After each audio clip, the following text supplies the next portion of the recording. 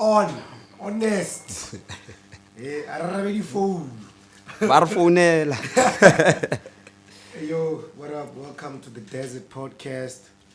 We out here, we're hanging out with Brazo, Afrika. We in the desert, we in Brazo. Today we look out now fishing. Our fish also not What up, bro? I'm all good, my man. You nice? Yourself? I'm good. Yeah, man. I start off by saying, if you had 30 seconds Yeah. to sell yourself, what would you say?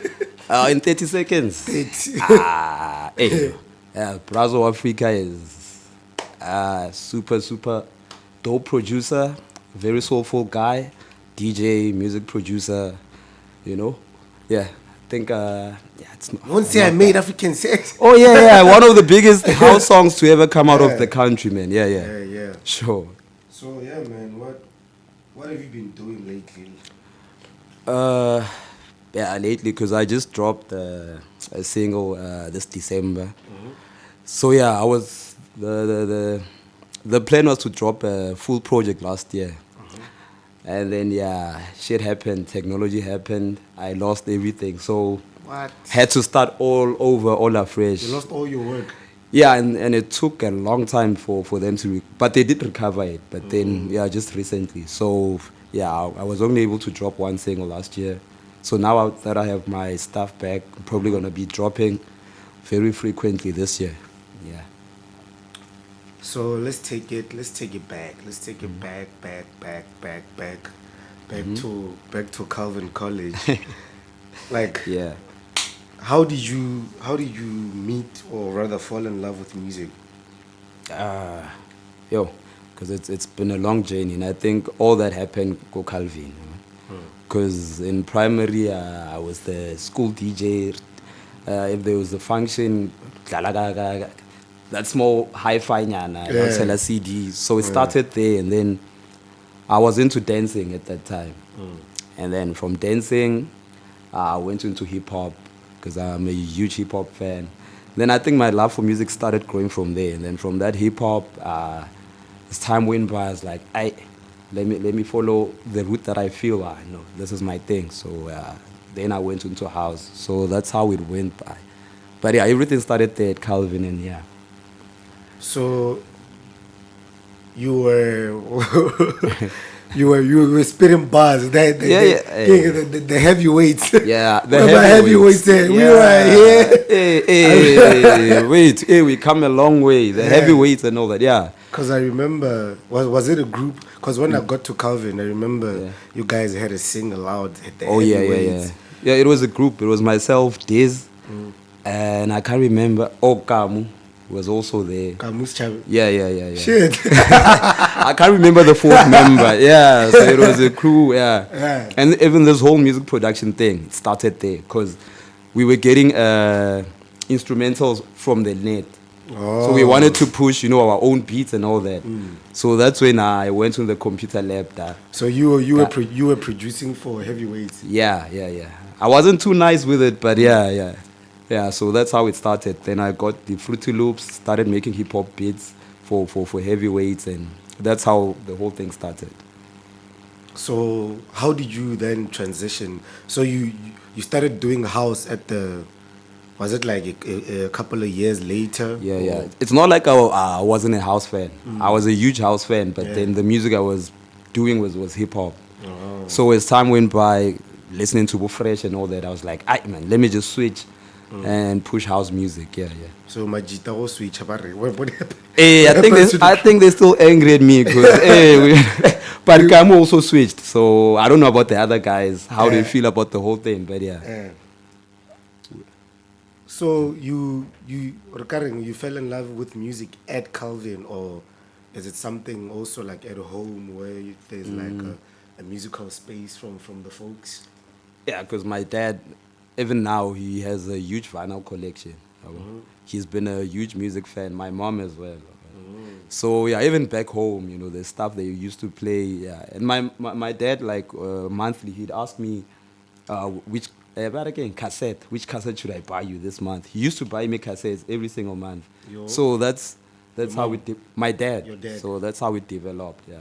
Or buy like a house or It's a house. just any Nah, it was Woodland, fresh, you know. cassette. Cassette, yeah, those compilations are back then. The guy will cassette. Ah, this alone, I can. This alone. I can yeah, that's how it started. So yeah, there was an influence at home as well. You know, yeah. So that's how it went by.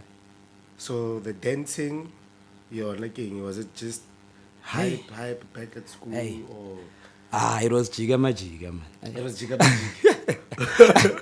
Yeah, that show. So I still don't know how I even got into dancing. Yeah. Because even now, your career, better move on me one. I have no idea where to start. But yeah, I just loved dancing back then. And that show went like influenced the whole dancing thing. And you know, it was the in thing at that time.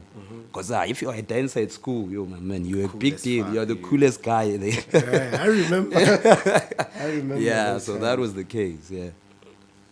So you were DJing. Did you learn how to play while you were still in high school, like playing on actual On CDJs? CDJs, yeah. Because I think from Boma grade 8, I started off Kadi, Automix, Virtual DJ, Track Grade Tie, 8. and all that. Yeah. So in grade 9, there was a guy back home. He stays a few streets from my house. So he had CDJs. So every week I'd go to him, hire them for a day or two, then go home and teach myself how to DJ. So yeah, I learned how to DJ around grade 9. But taught myself all that. Grade 9. Yeah. So grade 10, you were already like what, gigging in grade 10? Oh, Hey, because back then, and you know, at least now CDJs are, the technology makes it easy to, you know. That's why we have so many Sync DJs. songs, Yeah, so the CDJs back then, yeah, it was difficult. So I did not learn just like that. It took time. Bailey being got check out the new Mark. The Stanton. 1000. It was Stantons. Like, yeah. The wheels are super small. Like, yeah, that's why I'm saying it was not easy to learn on those things. So Yeah. it took time, but yeah, eventually I got it right. So the production, your house, when, like, was it all self-taught, like, perfect for you to be able to perfect it and start, like, actually putting out your Music. own music? How can I put it? I can say it was self-taught, but then because I was with Chima Music most of the time at that time. Yeah. So Lena, he was showing me around a couple of things. So yeah, I think the only person who I was Let me tell you, you guys were at different schools, eh? yeah, we went different schools, man. Like we from the same hood. We went to the same church. So after church, we'd go to my place or his place, you know, play around with the production. When you was know. this? Yo, okay, I can't remember. Like 2007. About Yeah, somewhere there. Hey, 2007, yeah. 2006. Yeah. So you guys have been friends. Yo, been friends for years, man. Yeah. Because I can say we started this whole, the house journey together. Yeah. So you'd say he's had like an influence Yeah, a in big your, one. in your music career. Definitely. Because even when we started DJing, it's 6 to 6. They'd book us somewhere, only me and him, and then we play the whole night on virtual DJ. What? The whole night, from 6 till 6 in the morning. For how much? You're just happy to be playing, and you bring your own sound as well. What? At 6, when you guys So knock you're- off. So almost Yo. you're bringing a whole show to them. Yeah, and when you knock off, still have to load those heavy speakers to the car and all that. So I started this whole thing with him, yeah. So this is happening during your high school Yeah, years. high school years, yeah. Well, what are you folks saying? Because it Eh. probably means you are in and out the house Yeah. on weekends. My dad, he did not really understand it that much in the beginning, yeah. Because I remember one time he transported me to a gig in the early days. When we got there, get taverning, and he was like, "Ay, maniac, I'm not sure about this thing." So he wasn't sure until I think later on when he started seeing this guy is actually passionate about this thing. Then they started supporting me big time from that point on. But it did not happen right from the start. No. So is this not affecting your performance at school? Because the music, do you have time to? I think at that time it wasn't, because It wasn't. Yeah, I mean you only have maybe one gig in a month if you are lucky. So back then in high school, no. Okay, maybe in varsity I can say, yeah, it did affect me here and there. Because you're gigging on a Sunday. You out of the province. Monday, 7:30. You have to be in class. You have to be in class. TA. Yeah. So T side. So Yeah. T side. Yeah. So in varsity, yeah, it was a bit challenging. Yeah. How would you say like being in turf had like an impact on your success, the guys you met, the social life, the exposure? Yeah. I think it helped a lot because I got to meet some guys who were there in turf and they also helped me out, even with the production and getting out there, even with gigs. Because I started getting serious gigs when I was in turf because of the guys who were around me. Then you meet with the couple, they plug you here and there, even with the production, they help you out. The couple, what happened?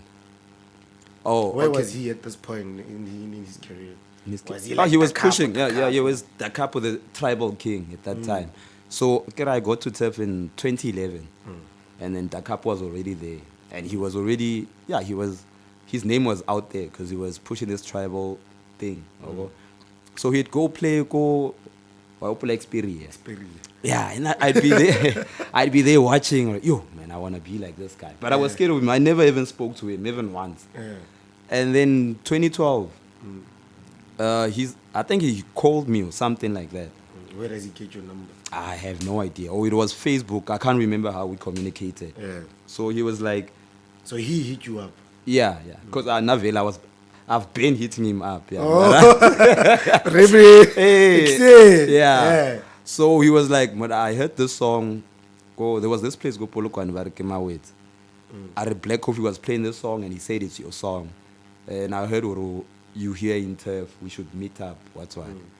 So we met and same day we cooked something. A month later he was my neighbor. Then that's how he plugged me with many things. So being in turf did help me through guys like Dakapo. Yeah. So where does the name Brazo Afrika come from? Hey, the name doesn't have much of a deep meaning. Yeah. No, I was a. Was it already Afrika at that time? No.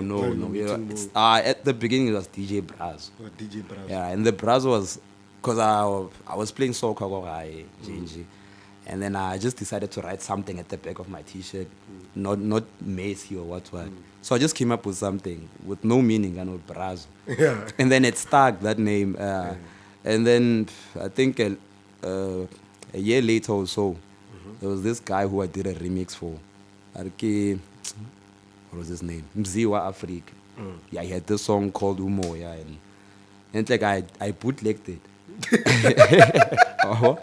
And then after that, and he actually hit me up and I love this. I sent it to him, all that. Man, I was like, this Afrika has a nice ring to it. So and like I stole it for him. Let me borrow that. yeah. That's how it came about. This is when you were in turf. Nah, I was still in. You're still in high school. Yeah, I was still in high school. Yeah. So when you met the couple, you were already Brazo Afrika. Yeah. So yeah, that's how the name came about. Yeah. So then, when did you make African Sax? Was it at turf? Yeah, first year, 2011. 2011. Yeah, I think before you met the couple. Yeah, it was before because I made it. The holiday started December 2011. Then I think. Yeah, I dropped it end of the year. I only started picking up 2012, maybe Feb, March, somewhere there. Yeah. Picking up. What's happening when? Hey, I'm watching the charts. It's up watching there. The charts. Yeah. And how does it get there? Just you putting it out in G. Yeah, because at that time, there was this website called Aphrodisia. So it was just you register for free and then you upload your stuff there. So I made an EP and I uploaded it. I think there was like 3 songs on it. And then months later I see that one song is picking up and it wasn't even my favorite song. Yeah. Because what actually happened was 2011, Accra was inspired by what Dakapo. dark problem child. They pushing this tribal thing. So I was also producing tribal music at that time. So I did this one song called Sikukune Tribe. I got it. Let me take chances, and I sent it to Vin. How that Friday I'm getting calls. Or, hey, your song is playing on what was it? This called Urban Beat. And then next thing Vinny is like, and he doesn't even know me. I'm just a small kid. I just sent him data file host link, and he plays the song. And he was like, because the song had a bit of soul in it, but it was tribal Afro. So he was like, I think you with your style you can produce deep house, soulful house, what's what. So I was like, okay, let me take chances. So that's how I came up with the EP, Soulful. And then the song started picking up. Next thing they we want to license it. It's playing on radio, all that. So Who's licensing it? It was what? House Afrika. Yeah, House Afrika. Yeah. Okay, just through calls or movie. He was facilitating. Yeah, it was through calls. It was through calls. Yeah. Because it was Vini who called actually, and then this other guy called QT. That's when I realized, hey, this song it's big, and it was my least favorite on the whole EP. Yeah. About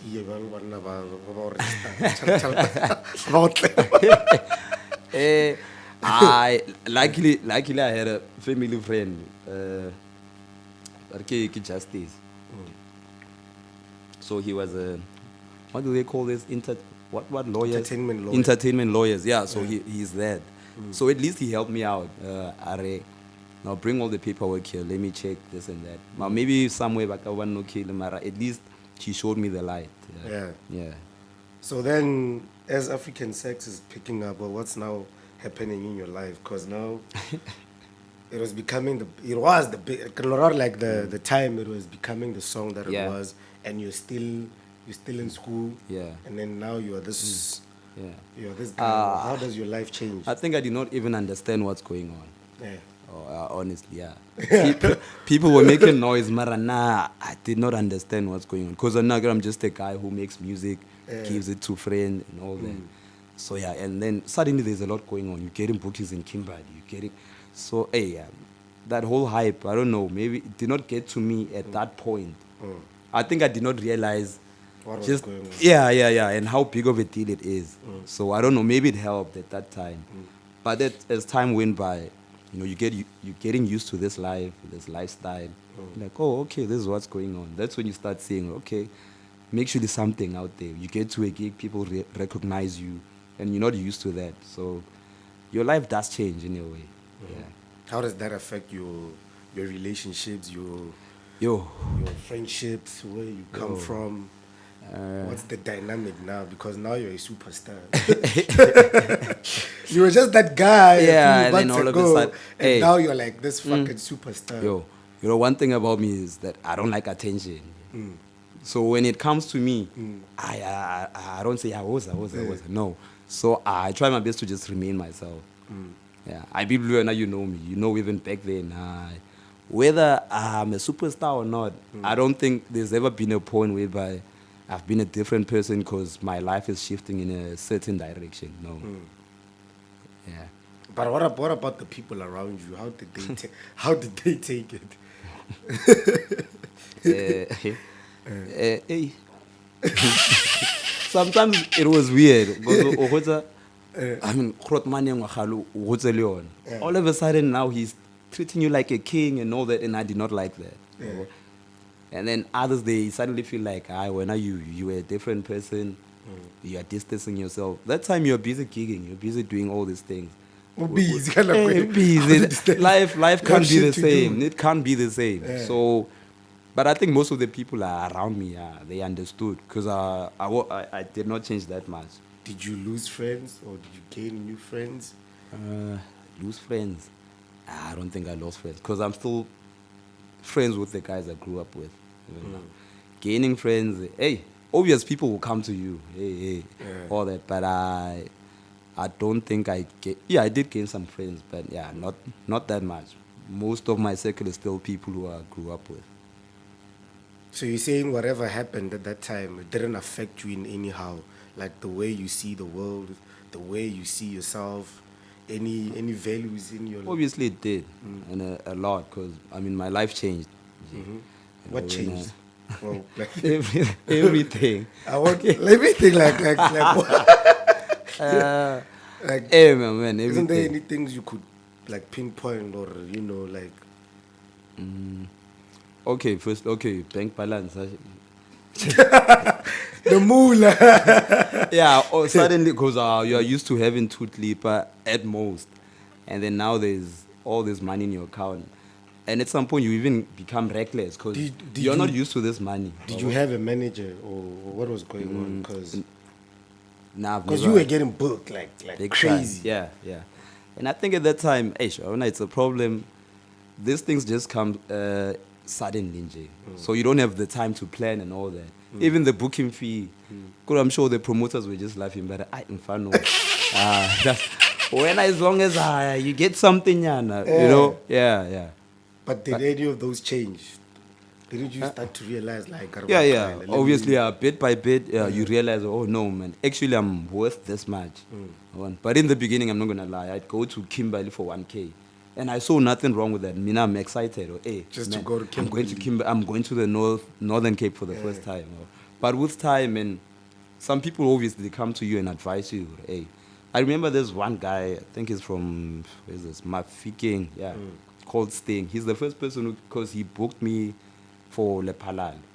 So I sent him a quotation at 1,000. He called me, my man, no, this industry Which one is this one? doesn't work like this. You are worth way much more. Yeah. But you learn with time such Yeah. things. But yeah, overall my life changed. Like everything changed. Because first year, you just there. Umfana Begasford, you are a loser. Hey, nobody's checking you So out. did you move out where you're No. staying now because you got more bag? Yeah.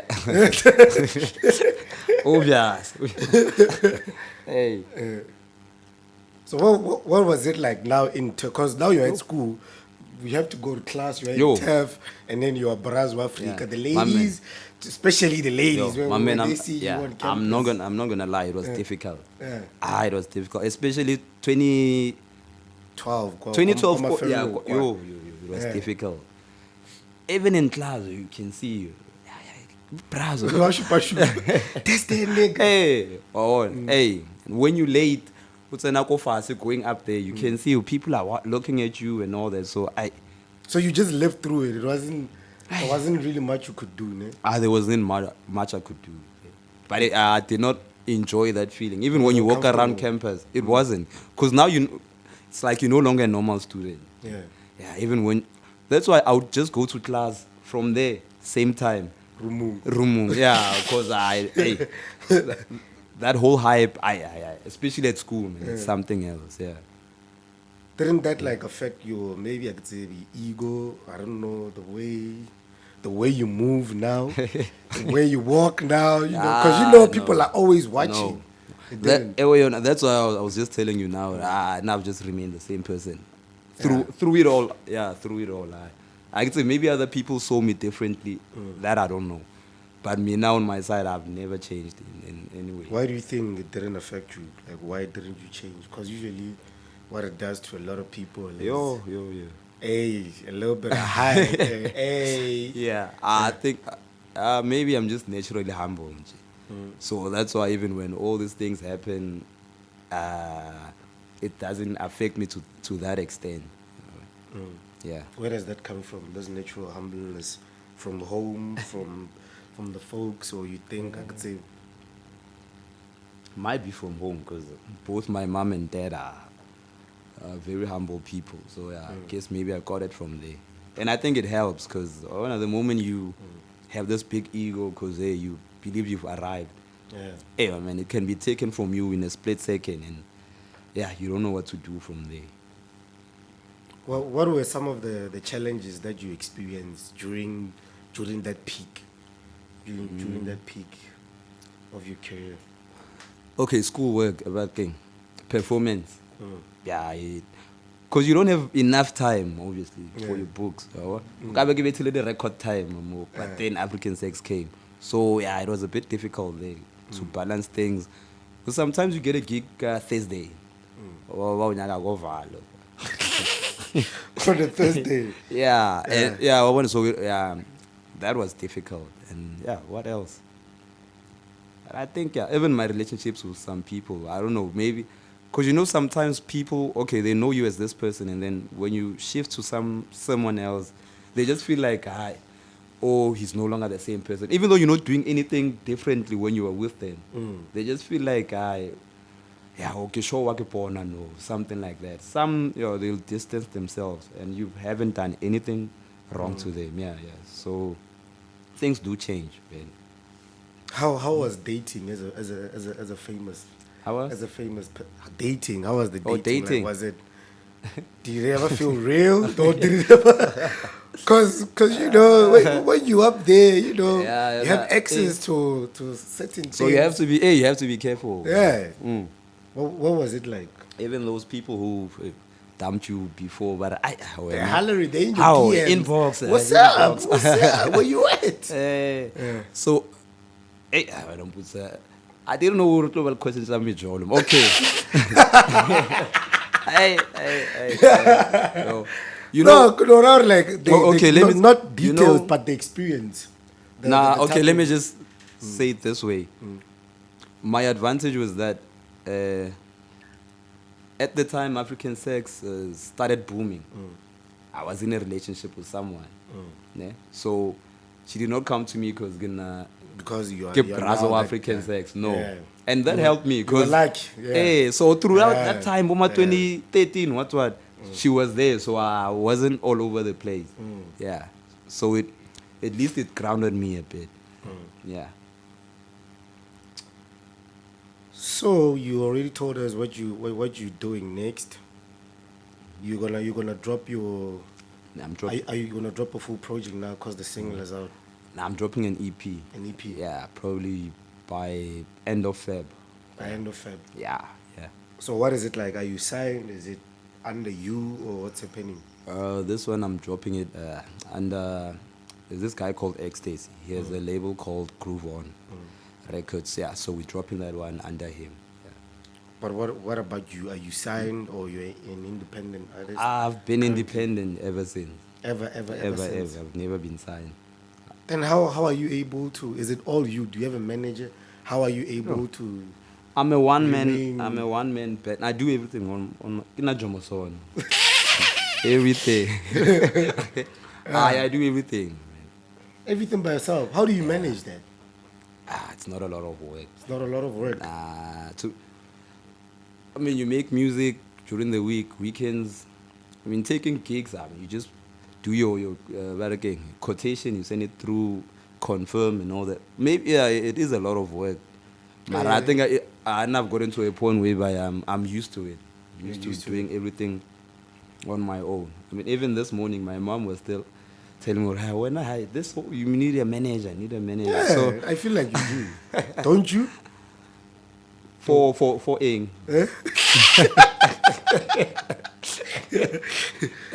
I don't know, to manage your bookings, maybe your social media pages. So it's you posting everything. I don't know. Maybe my career is not that busy. That's why I can manage that.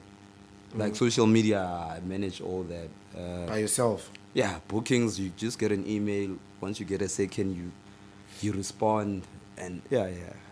I don't know. Maybe in future, but for now.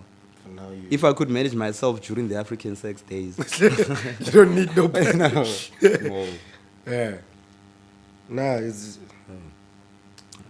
If you were to have a superpower of any form, like to see the future, to fly, which one would you want to possess? Mine is simple. It's not even flying or what. The only superpower I would wish to have is for people to hear me out, hear my music. When I produce something, the whole world should hear the music. Yeah. Because sometimes you drop something and people don't even check the project. Honey, it's something proper.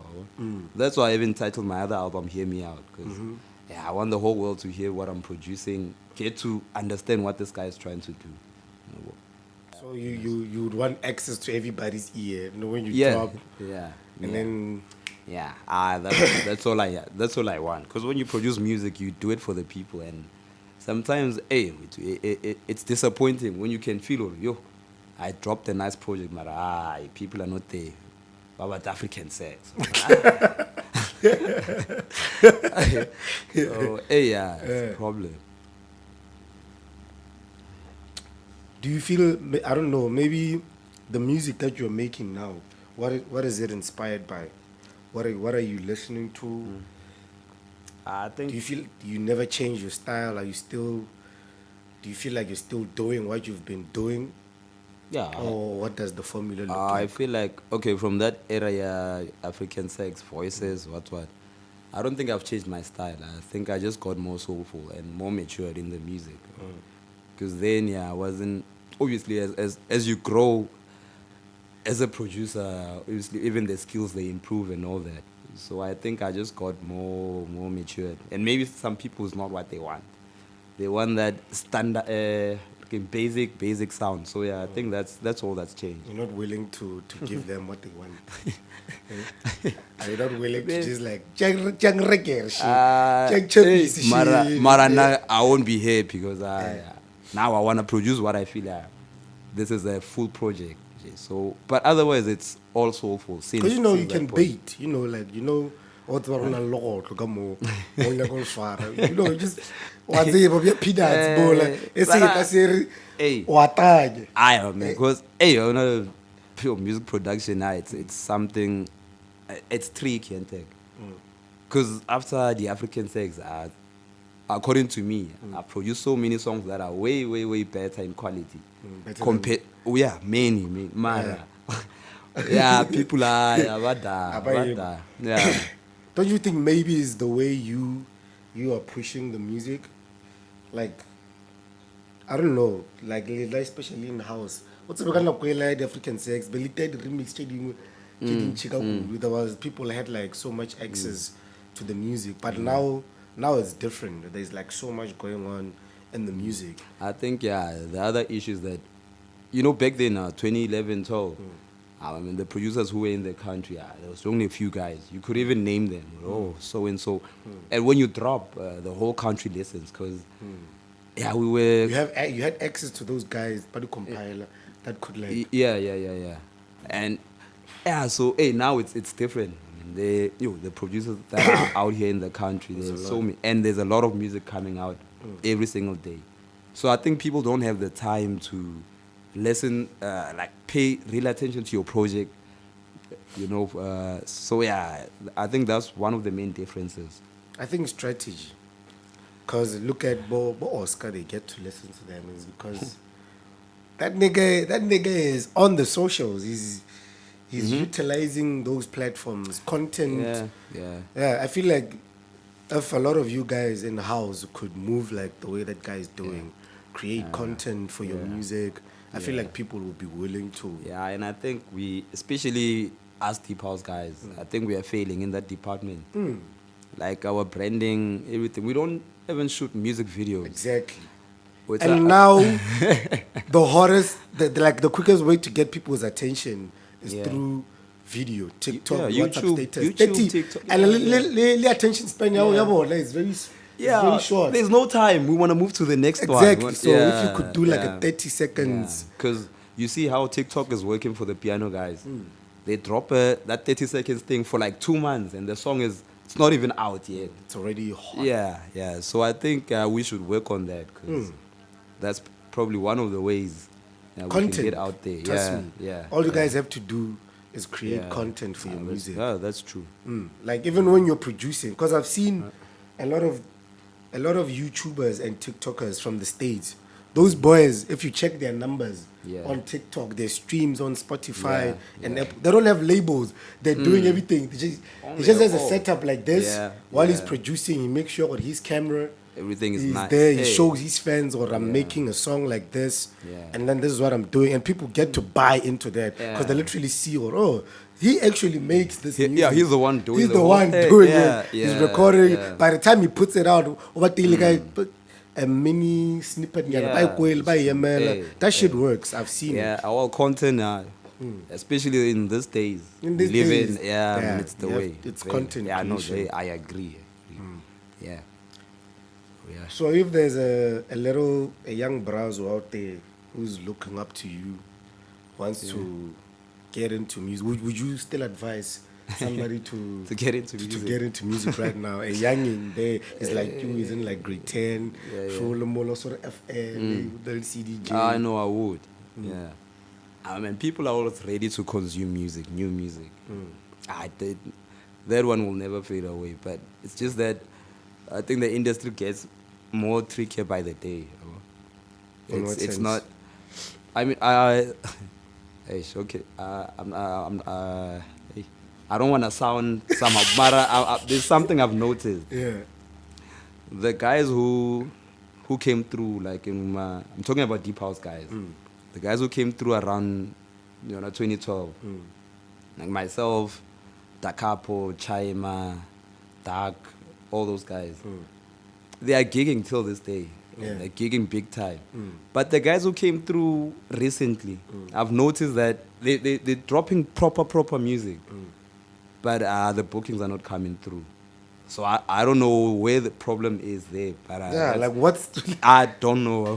yeah, because my God, what rage, about push, and Yeah, you can see yeah. the songs are being listened to, but So, I mean, I think at this point, if a young Brazo comes through, I'd say, okay, sure, push the music, but push something else on the side as well.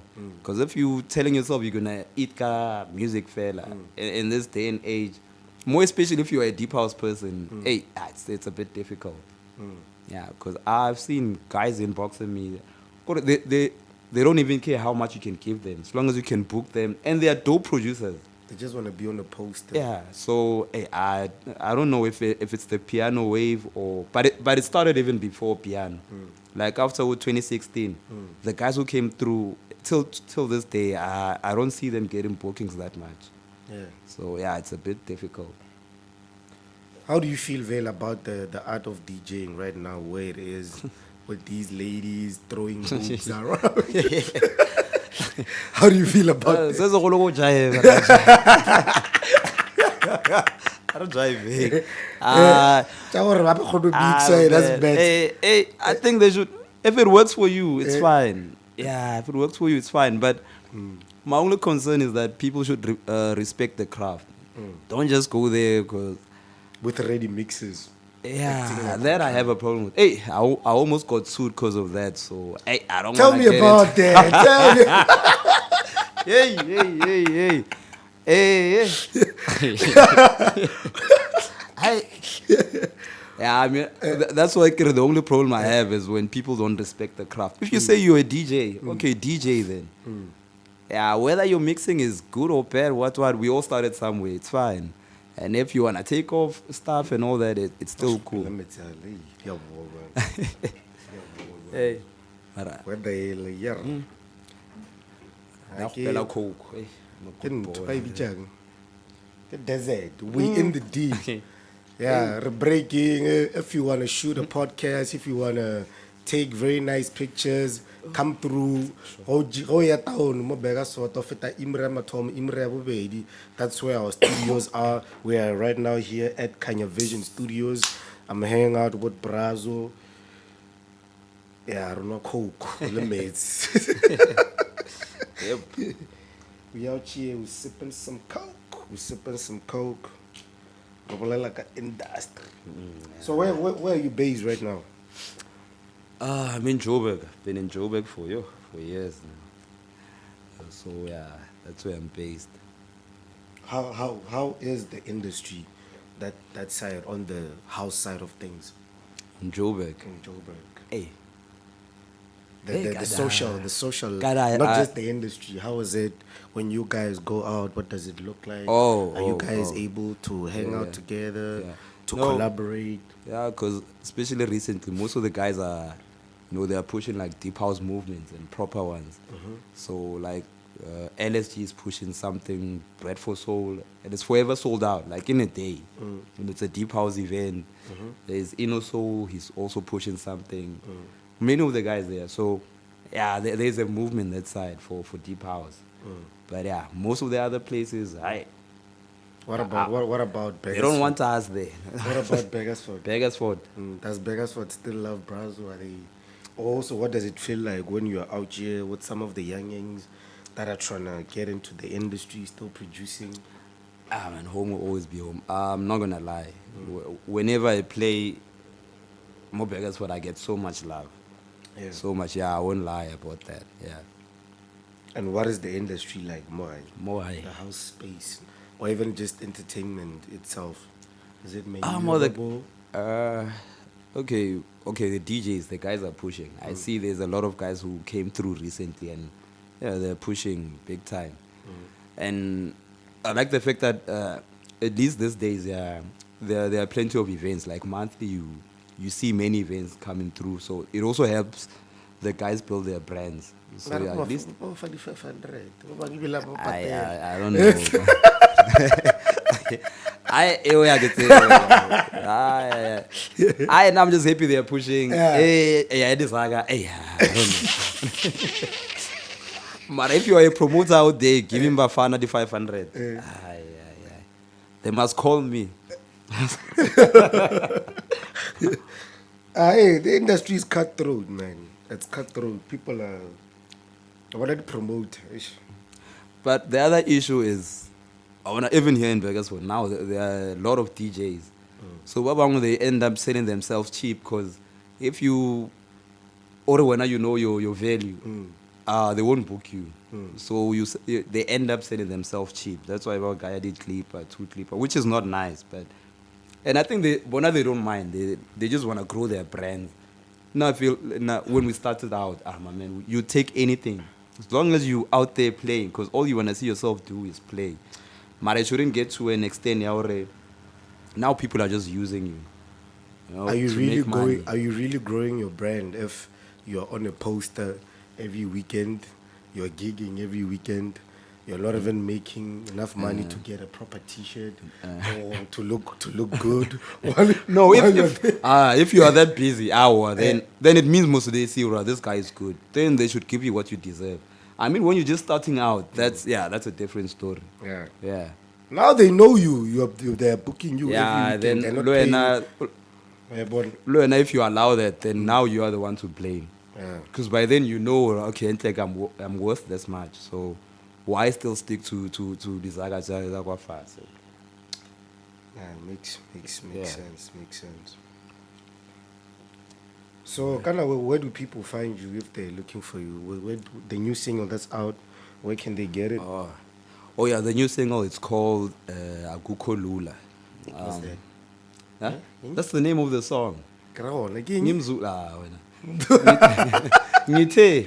Okay, the new single is Akukho Lula.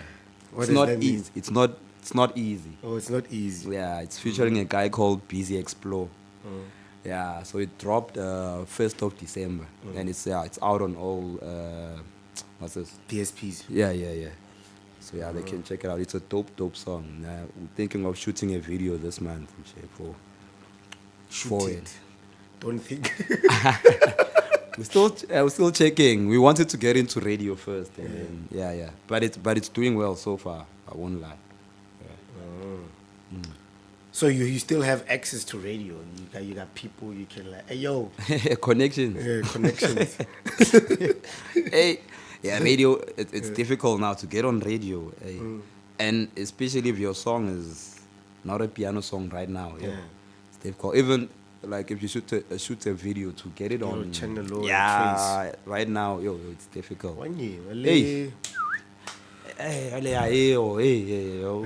Try like a 10,000. We'll play your video for 1 week every single day. 10K. Yeah. I once went through that. Does that make the 10K back? Let's say if they play your song every day for 2 weeks. Yeah, it will. It will. Yeah. Because then it's more like an investment. You're putting it in there, people start knowing the song and all that, and then you get bookings from there. So you can make your 10K back, even royalties, if they're really playing it frequently. Yeah, your 10K, you must invest in your brand, even if it means payola. It's also investing in your brand. That's the reality of it. That's pop it out. Hey. Yeah. Nah, where can they find you on the socials? Everywhere. Where am I? TikTok, Facebook, Instagram. What else do I have? Yeah. Well, Twitter. Twitter, yeah. It's all at Brazo Afrika.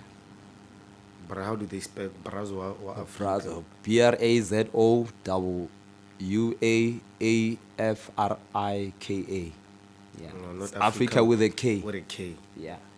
With a KKKs. Yeah, man. Yeah, no, big shout out, dog. Big shout out. We signing out. Big shout out to Kanya Vision Studios. Big shout out to you. Skip us like a sky, man. Yo, wait. Hey. So I get ish. When I left the house, I'm like, sir. And I'm going to stock out. Yo, see the own polite. Yeah. Marotur saga.